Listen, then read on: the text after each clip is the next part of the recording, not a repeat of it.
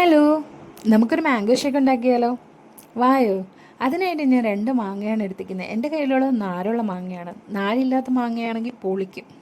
നാരുള്ള മാങ്ങയുടെ പ്രശ്നം എന്താ വെച്ചാൽ, ജ്യൂസ് അടിച്ച് കഴിഞ്ഞ് നമ്മൾ കുടിക്കുമ്പോൾ ആ നാര് നമ്മുടെ ഉള്ളിൽ പോയി നമുക്കൊരുമാതിരി വായും തൊണ്ടയൊക്കെ ഒരുമാതിരി വരും. അപ്പോൾ അത് വരാതിരിക്കാൻ വേണ്ടിയിട്ടാണ് നാരില്ലാത്ത മാങ്ങ സൂപ്പറാന്ന് പറയുന്നത്. അപ്പോൾ അതിനായിട്ട് ഞാൻ കുറച്ച് പഞ്ചസാരയിട്ട് കുറച്ച് തണുത്ത വെള്ളം ഒഴിച്ച് മിക്സിയിലിട്ട് അങ്ങ് അടിച്ചെടുത്തു. ബ്ലെൻഡ് ചെയ്യുമ്പോൾ കിട്ടുന്ന കൺസിസ്റ്റൻസിയാണ് കേട്ടോ കാണുന്നത്. അത് കഴിഞ്ഞിട്ട് 2 ഗ്ലാസ് പാലാണ് ഞാൻ ഒഴിച്ചത്. നിങ്ങൾക്ക് പാലല്ലെന്നുണ്ടെങ്കിൽ പാല് കട്ടിയാക്കി ഇടാം. കട്ടിയാക്കി ഇടുമ്പോൾ നല്ല കുറച്ചും കൂടെ കുറുകി വരും. ഞാനിവിടെ പാലൊന്നും കട്ടിയാക്കാൻ വെക്കാറില്ല. അതുകൊണ്ടാണ് കേട്ടോ പാല് ഡയറക്റ്റായിട്ട് എടുത്തൊഴിച്ച് പാല് കട്ടിയാക്കി ഒഴിച്ച് കുറച്ചും കൂടെ നല്ല രസമായിരിക്കും കുടിക്കാനായിട്ട്. ഞാൻ മിക്കപ്പോഴും ഉണ്ടാക്കുന്നത് ഇങ്ങനെ പാലൊഴിച്ച് തന്നെയാണ്. സൂപ്പർ ടേസ്റ്റാണ്. ടേസ്റ്റിനൊരു വ്യത്യാസം ഉണ്ടാകത്തില്ല.